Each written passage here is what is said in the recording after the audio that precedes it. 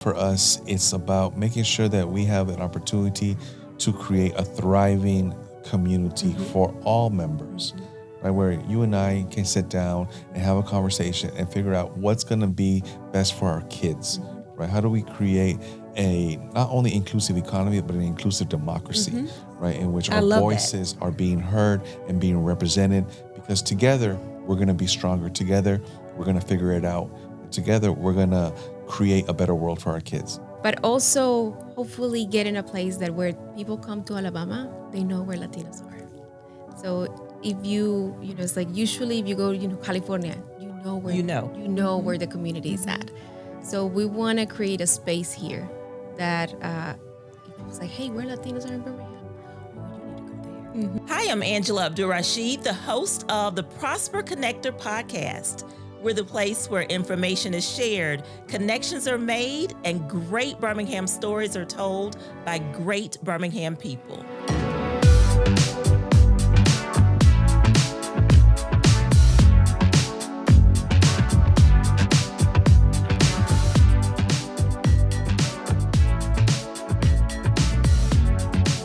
Today, we have our friends from HICA here, Carlos Aleman and Silvia Espinosa. Thank you so much for being with us today. Of course. Thank you for having us. We're really excited. We're going to not be formal. We're going to get started talking about food first. Okay.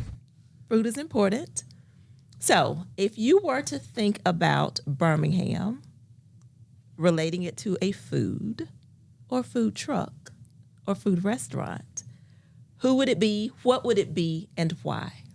I would say lechon. Okay. So, it's Puerto Rican roasted pig. Oh, I'm hungry. Yes. You can try and taste it at the Birmingham Pig Roast.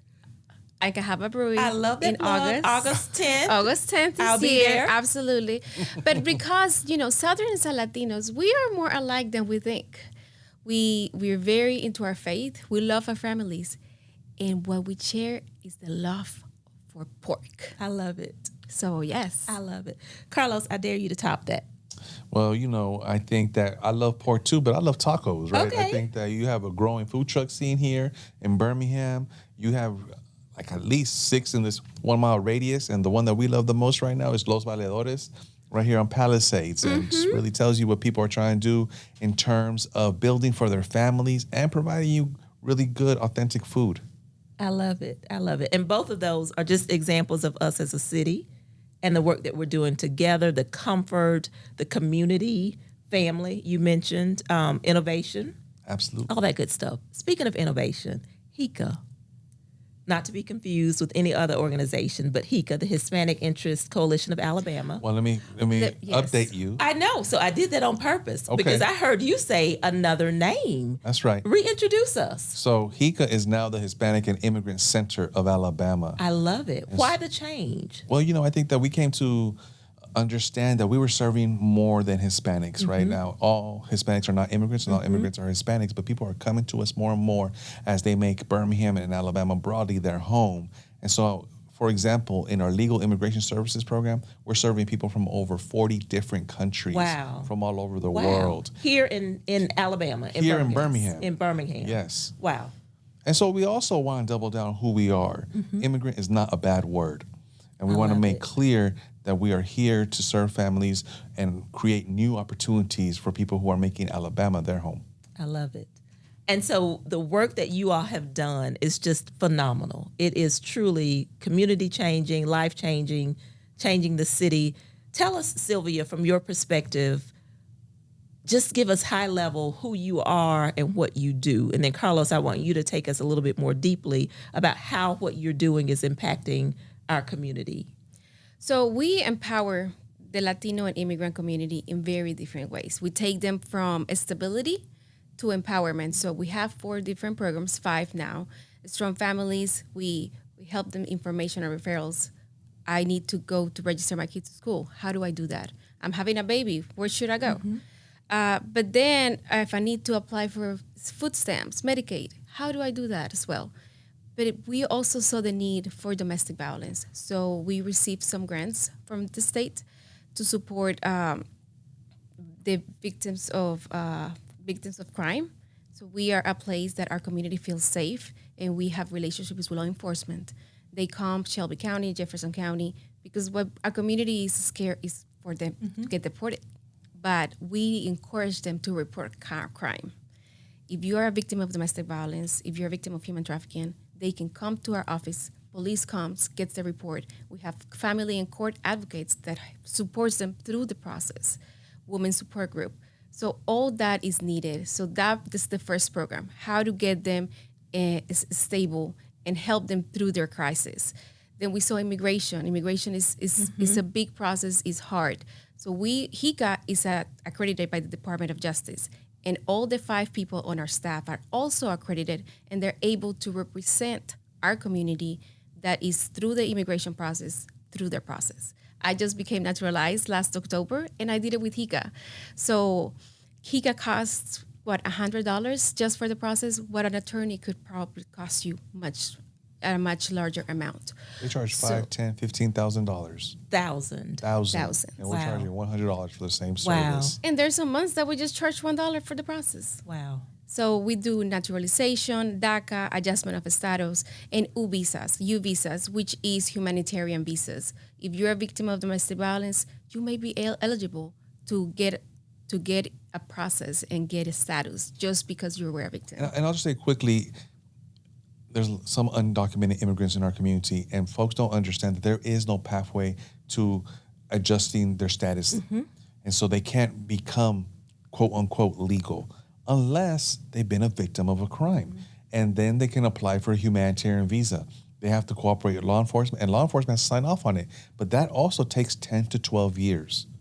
Did you say years? Years to complete this process, to create a potential pathway. But it is the only pathway that exists for undocumented immigrants. But let's Silvia finish off our programs. Yes. So those 2 are basically a stability. Then we saw that the moms that we were helping, anybody that was coming through our doors, they had kids. And that's when we have our college and readiness program. So we have an education program where we work with high school students. It's an 8-week process. It's a 2-way approach where we also work with their parents and help them understand if the kids want to go to college, how does the process look like? And if they don't want to go to college, then we have now a workforce development program that connects them with different colleges to different programs, certifications, just for them to get in the workforce with a good paid job, because that's what we want. So what are the options for them? And also our parents need to understand the family, because ultimately they have the decision. They're the decision makers. Right. If the kids want to go to college, and how is it possible to do that? From there, we saw that some of them had the dream to open businesses. So we have an economic development program that has the small business development. We also do taxes for free. We are Vita Site, so we help our community file over 300 taxes every year. And it's a busy time for the program. Yes.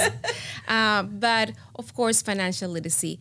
And since 2013, we have opened over 280 businesses. And we saw in 2019 that some of them were continued to operate, but they couldn't grow because they didn't have access to capital, which is why we created with 35,000 of our operating, 15,000 from the Community Foundation of Greater Birmingham as a community Camino Loan Fund. So we are an emergency DFI. Now today, since 2019, we have deployed over $680,000. So it's 62 loans. And we have just one default of $5,000. Wonderful. Wonderful. So, Carlos, what I hear then from what Silvia is sharing about all the work that you all are doing is that our community is a robust community of Latino people from all walks of life. That's right. For those that don't know really how Birmingham looks, can you tell us about who is here, who we are as a city together, and then talk a little bit about what is next for HICA to be able to do more, to meet more needs. Well, I think, we want to situate it in the fact that the community is growing. Yes. In the state of Alabama, in 1990, there was about 26,000 people who identified as Hispanic, Latino. In 2020, according to the census, it is now 267,000. That's a tenfold increase in a period of 30 years. You've gone from less than 1% of the population to about 5% of the population. And we understand that to be an undercount because what folks don't do is necessarily answer the door when census workers come through. And I think that that's exciting for us, but also provides a set of challenges and barriers. Things that concern us are the fact that you still need language access services. We're still in Alabama. Everything's still predominantly done in English. So if you go to courts, if you go to hospitals, we're having challenges referring people to certain resources because folks don't speak Spanish. And then you also have the issue of immigration status. And we have members in our community who find barriers there. At the same time, you have a really diverse, robust community. We are not a monolith. We're very heterogeneous. You have people from all types of countries, right? You have people she's from Colombia, I'm from Nicaragua. The majority of the population is Mexican, but we're seeing an influx also of folks from Guatemala, folks from El Salvador, folks from Venezuela. Of course, then you have a good population of Puerto Ricans, and that means you also have great food all over the community, right? And we throw the best parties, right? Like if you go to a fiesta in September, you're going to have all these people come together, and the music and the food and the dancing. It really creates a really dynamic community. Yeah. And that's the beauty of true community. That's the beauty of true community. Well, I know that you all have big dreams to meet some huge needs within the community, some growth, vision. And we're going to talk about the summit, and we're going to end with that. But I want you to, if you will, what's next? What all do you need? Who all do you need? Where do you want to grow? What do you want to do? Who all do you want to serve? What resources are needed so that you can continue to serve our community in the ways that you are, but on a larger scale? Sure. We have grown in the past 25 years. We're celebrating 25 years Happy this year. birthday to you. So it's a really big deal for us. We're really excited about that. But what we also see is the need for more, right? As the community has really grown, I have now 34 full-time employees at HICA, but we want to do more. There's a great opportunity here. So we have a building. We bought this in 2014. I'm already out of space. We filled it up. And so now we want a second location here in the city of Birmingham. And we really want to be in community because what's also next is housing development. We want to look into how do we create a neighborhood that is Black and brown? How do we create bridges between communities so that we are setting ourselves up for a thriving economy where you have a multilingual, multicultural community that really demonstrates the best of what Birmingham has to offer. We also are interested very much in terms of policy. Look, we have folks in Montgomery that don't really understand what's going on for our community and can't address our needs. So we are positioning ourselves as leaders in that space so that we can say, hey, you know what? Actually, this is what we need to do to make sure that we're moving people forward.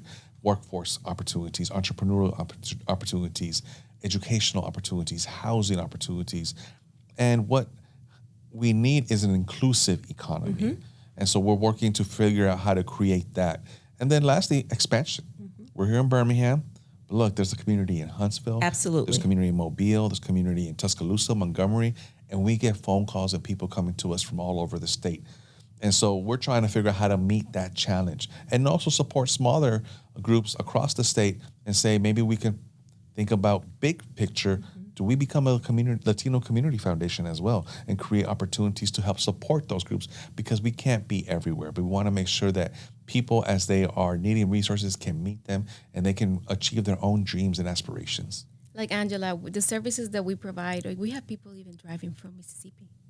Wow. And we know that their organizations are already there, but the way that our community talks to each other, we are word of mouth.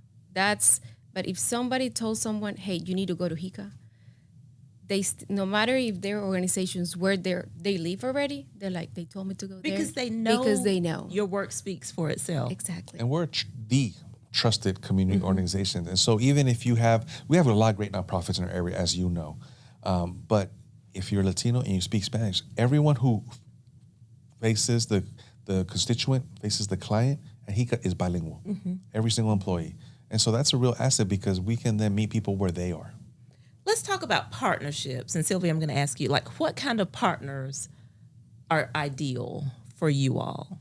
So for us, Woodlawn United, Jones Valley Teaching Farm. So those are partners that we right now are in conversations to start collaboration in programs or maybe courses just that allow for Black and brown communities to come and build community together? How can we have the community, our community, start talking to each other? Because if we work together, I always say that we'll be unstoppable. Yes. And that is coming. That's coming. And that's coming. And we also have great partnerships with Community Hope Health Clinic here in Shelby County. They see patients that need medical and health services, and 70% of their clientele already is Hispanic. And so they're hiring folks who speak Latino. But I'll tell you, what the best partners for us is folks who are not just coming to us and asking us for translation and interpretation. I can't do that. There are professionals who do that. But what we need is for folks to start hiring more Latinos and Hispanics so that they can serve the community that we are seeing, because I can't send someone to you and then you have no one who can speak to them. Right. So this little thing that is actually a big thing is happening in June. I'm excited. Prosper is excited. What is going on? Tell us about this summit. Well, first, we want to thank Prosper for sponsoring the event. And so, Prosper, thank you. Thank you wonderful so much. partners. We cannot build Absolutely. an inclusive economy without each other. So we are doing what we're calling the Latino Opportunity Summit. It's the first time we've ever tried to do something like this. But what we did last year was we published a data dashboard. We partnered with PARCA, the Public Affairs Research Council of Alabama, and we asked them, can you collect all data relevant to Hispanics in our state in terms of education, entrepreneurship, housing, and demographic growth? And so they came back and produced 9 visual data dashboards for us. And then a few months later, we were thinking, well, how do we keep this a little bit more fresh and top of mind? And so we decided to have a summit where we're bringing experts and leaders to talk and center Latino and immigrant perspectives on the topics of education, health, civic engagement, and a thriving economy. So we're bringing all of our partners together to really let people know these are the opportunities that exist with the Hispanic community. Do you want to figure out how to create a viable workforce? Well, then you got to figure out ways to create pathways for this community through the community colleges, through the training programs. And, we have a crisis in terms of workforce in the state. You have an aging population, but we also are part of a community that is young, that is eager to work, and doesn't have necessarily all the access to those opportunities. So we want to do that. We also have a very entrepreneurial community. So we want to connect those folks to the resources that exist, be it access to capital, be it training programs, be it working with professionals that can provide financial literacy programming, and then just saying all in one space. We're here, we're seeing one another, and how do we create opportunities? And also think about our elected officials. They need to see us. Yes. I'm going to ask this question. I know the answer, and I'm not putting the weight on HICA, but why did it take so long for something like this to exist in our community? This should have happened years ago. Yeah, I think that one of the things that occurs sometimes is that we have been so busy creating partnerships, right, and making sure that we can create opportunities and say, hey, we're here, we want to work with you. And then at some point we had to take stock and said, well, let's bring people to us, right, and create an avenue. But why it took so long, I think that we are finally reaching that kind of turning point. We have enough of a community. We have enough professionals. Our community comes from all sorts of walks of life, like you had mentioned. We have working class folks. We have students. We have mid-level professionals. And now we have a lot more executives. So as you see a more broad and diverse population, then we're able to have bigger conversations. Yeah. Well, I'm excited. So, Silvia, tell us about the summit. When will it be? Where will it be? When can people register, find out more information? Yes, so the summit is June 27th, and it's going to be at Stanford University. We're just so grateful for them. They actually going to let us use the place in kind for us to host the people from Birmingham, people from all over the state, as well as partners that we are bringing from out the state. It's going to be a whole day. So it starts at 7:30. We're going to have some coffee, maybe some pasteles, some pan dulce, for y'all to have some, a little bit of home for us until 4 o'clock. But you can find the tickets online. You can go to hicaalabama.org. We will launch the website in the next week, actually. So it's $100 for a ticket, and just be there. Be there and be ready. I am excited. So we've talked about the summit. What's next for HICA? We know your big aspirational goals and dreams. Are there some tangible upcoming events, opportunities? One on August 10th. Let's circle back to that. But what's next? What's coming up? Well, what's immediately coming up is our job fair. We have a job fair on June 1, and we also have a baseball game. We partner with the local minor league baseball team, the Barons, and they have a night that's dedicated to our community. Then we'll have a pig roast on August 10th. Let's pause and let that settle with the people. Pig roast on August 10th. Yes. Yum. Okay. Yes. Now what else is coming? Well, I think that, and the pig roast is important because that's what is put together by our junior board. And that's where we provide our scholarship dollars to our young community members. Wonderful. Yes. This year we'll be giving out $10,000 worth of scholarships. Wow.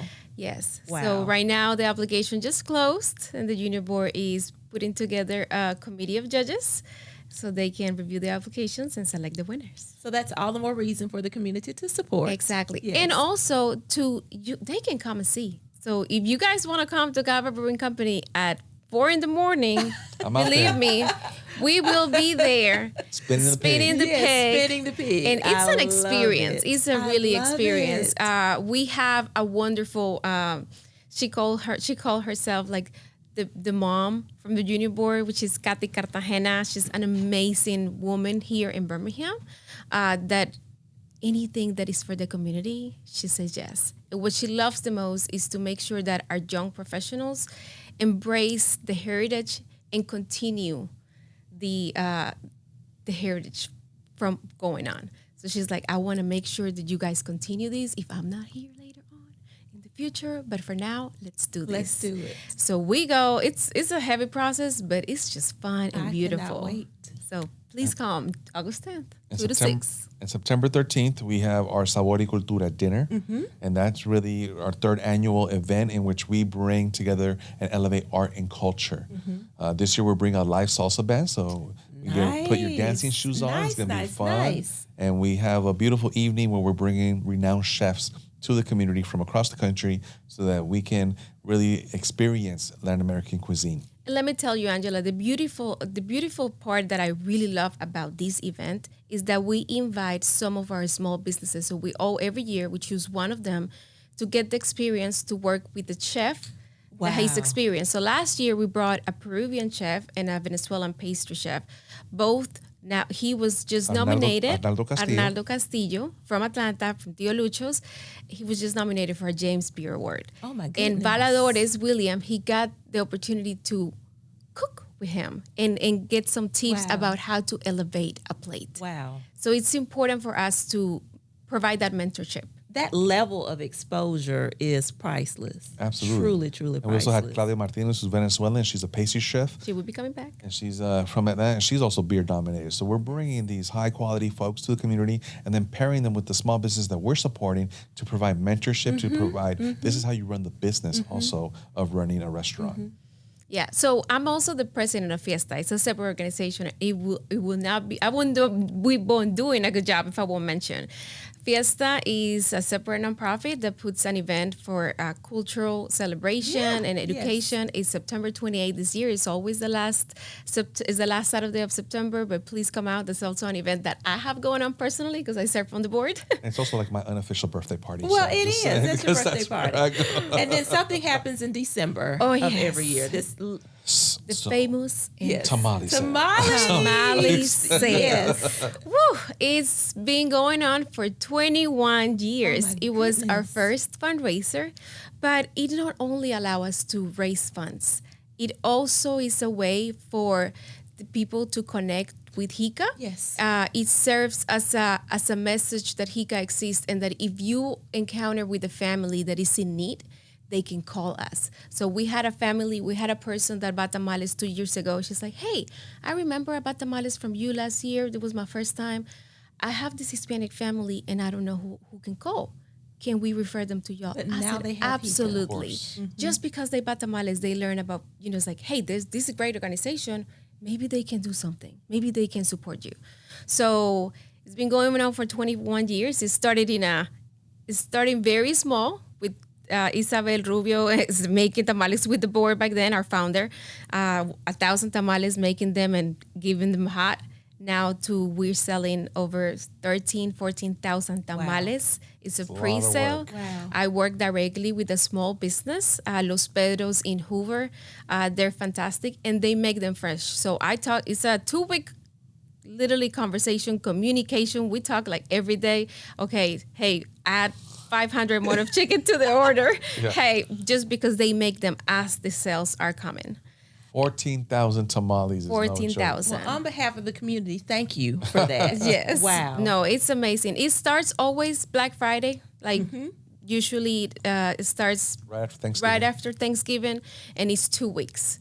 Of the sale, pre-sale. And then you come and pick them up, or you can volunteer to be a tamale captain and order them that's for your even corporate better. office, and then you deliver them for us. And That's even that's how we better. create more community. Yes, Cahaba Brewing Company usually is a captain, and Adios Bar is a captain too. So they just it's hey, if you want to just buy some tamales, go pick them up there and have a drink. And I'm also glad you mentioned Cahaba, because we just have a new beer issued by Cahaba with proceeds HICA, benefiting I'm not HICA. getting jealous, but tell us more. And so there's a new Del Rio beer Okay. that Cahaba made, Mexican lager. It's available at your Piggly Wiggly, at Publix now. Nice. And so proceeds of the Nice. beer go to HICA, a Nice. portion of those proceeds. As you all are talking about the events that you have going on and the partnerships, I hope, and I know you do, but I hope you feel the community being our community. Like the fact that you all are just partnering up with so many amazing organizations, and that's truly indicative of who you are as an organization and the work that you do and the necessity of the work